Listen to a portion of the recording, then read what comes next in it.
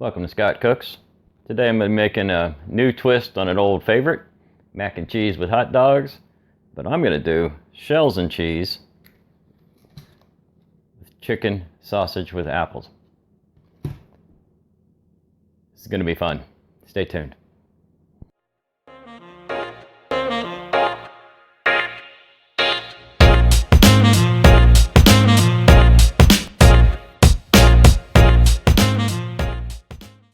Alright guys, we got an awful lot of ingredients going on here. This is what we're going to start with.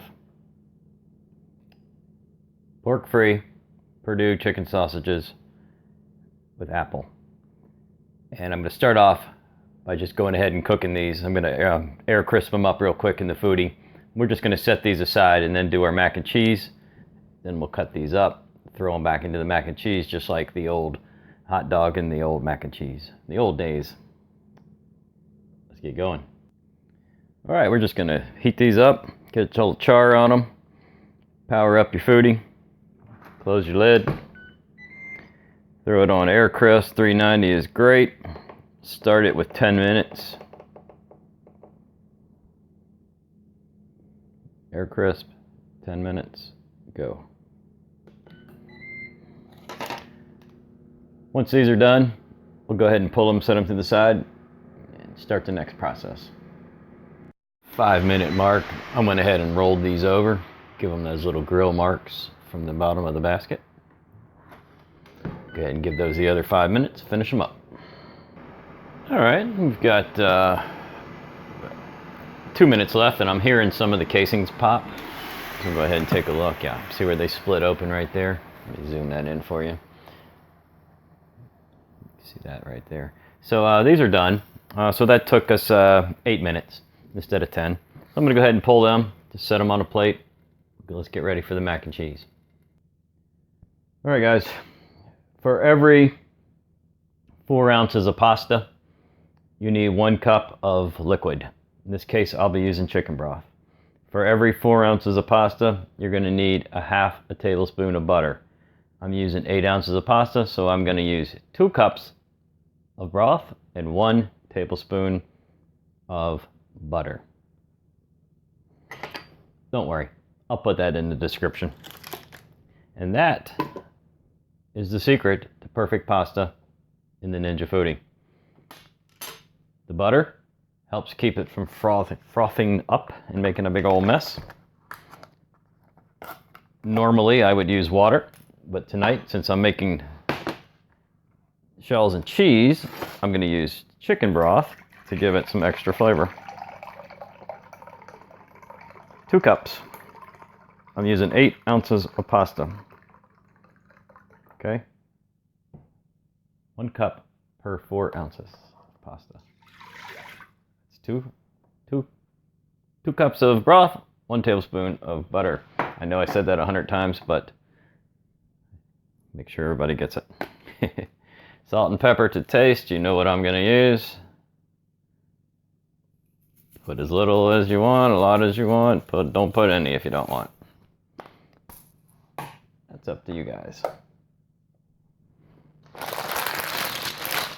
Alright, I'm going to use half of this bag. I am not going to measure it, which I probably should, but I'm not going to. So I'm using shells, of course. Looks like about 8 ounces. So I'm doing shells and cheese. One fell out. Okay. You probably are saying, well, now we know what to put in it. How do you cook it? Well, that's really simple. I'm going to give you the simplest way on earth. I want to show it to you. Cook for 7 to 9 minutes. Can you see that? There it is. Cook for 7 to 9 minutes. Take the lowest number, 7. Subtract 2, 6, 5. Okay? That's it. Take the lowest number, subtract 2, 5. We are going to pressure cook this on high for 5 minutes and then do a quick release, and that will give us perfect pasta. Whatever it says, take the lowest number, subtract 2, boom, just like that. All right, get your pressure lid on, power up, hit the pressure button, high to default. do what I just said, just 5 minutes. Your time may vary depending on whatever kind of pasta you're using. Your pasta might say 8 to 10, and what would you do? You take the 8, you subtract 2, and you got 6. Okay? It's not hard. Do make sure you're on seal. This is all the way to the left. We are going to do a quick release, so make sure that you're standing by. Set a kitchen timer or something. You don't want this stuff to overcook. It doesn't taste very good. See you in a few minutes.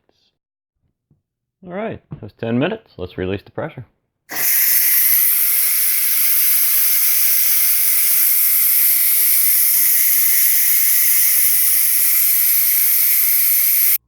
Once your button drops, you can go ahead and pull the lid. Now, normally I would take this immediately to the sink, into a colander, and run it under cold water to stop the cooking. But we don't want to do that this time, because we're going to keep on cooking in there. So, grab yourself a wooden spoon or something, and there should be a little bit of liquid left, and there is. And that is just perfectly cooked pasta, guys. Look at that. Beautiful. All right, so what I did just a second ago is I went ahead and I cut up my sausages into small bite-sized pieces. I'll be dumping those in a second. So what you're going to need is 2 more tablespoons of butter. Just chuck that in there. And at least 1 cup of cheese, whatever kind of cheese you guys are going to use. Now, I am going to really be mixing things up over here. I'm going to use a little more than a cup. And what I've got, I go to the deli, and they take the ends of different cheeses because they hand cut their cheeses there. And this is the end pieces that are left over. So I've got a variety here. I've got a mixture there. Got some mozzarella. I've got some Colby. I've got some cheddar. Looks like I got a little, maybe a little jalapeno in that one, some pepper. So I got a lot of milk-based cheeses here. And this will just add tons of flavor. So that goes in. In fact, I'm going to go ahead and throw the rest of it in. That was about a cup and 3/4 probably. And get your Foodi on, sear saute, drop it to medium, and just let everything start to melt.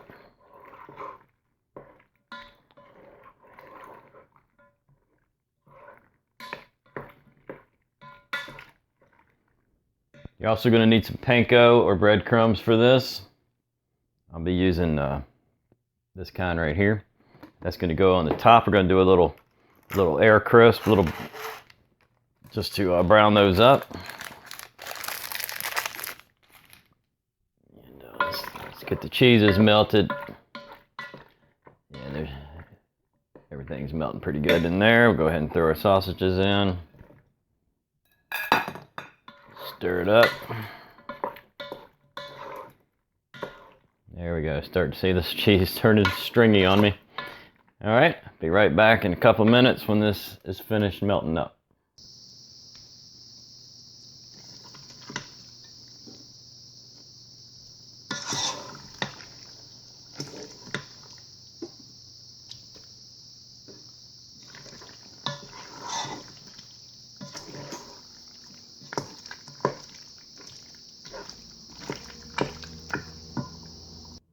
After a few minutes, you're going to start to get a little simmer there. You can see the liquid simmering in the bottom. And what we're doing here is just simply melting the rest of the cheese and evaporating the rest of the liquid. And that will incorporate these flavors very, very well. See, we still got a couple chunks here. Oh my gosh, look at this, guys. Oh, I can't wait. This is going to be so good. By the way, that apple chicken sausage is amazing. If you can find it, you might want to try it. But you know what? If you don't have fancy stuff like that, throw a couple hot dogs in here. I'm just trying to make a new twist on an old favorite, that's all. You can also just go straight up with a single kind of cheese, you know, just like all cheddar or all whatever you like. I really like the mixtures. one of the ways I usually do it. Talk about some flavor, man.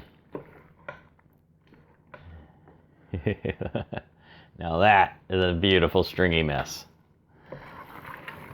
There we go. The liquid's pretty much gone. Cheese is, for the most part, melted.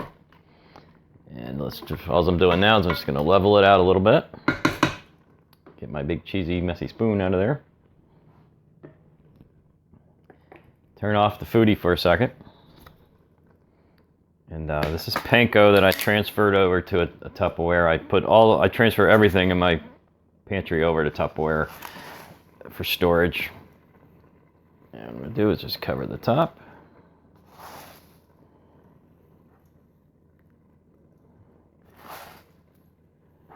Not a total necessary step, but it sure does add a nice touch. Go ahead and close your lid.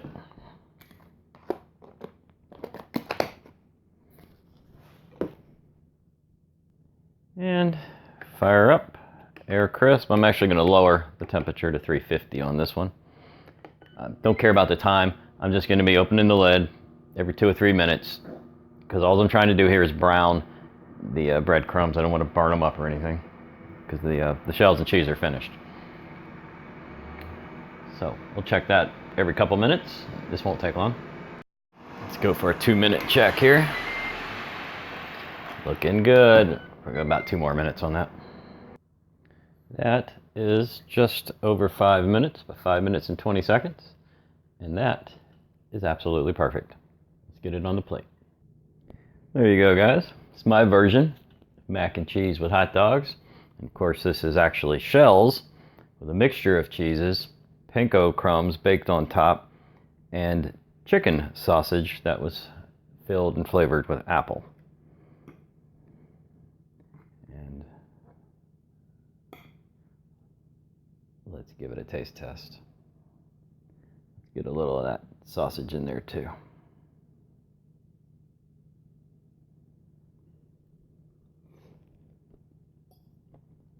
Oh my goodness. That's hot.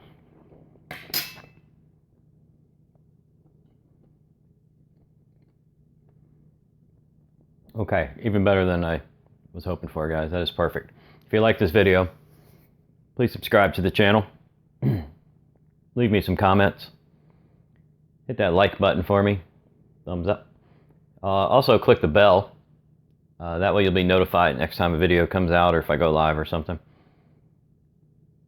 If you're looking for some way to help support the channel, just check the description for the Patreon link.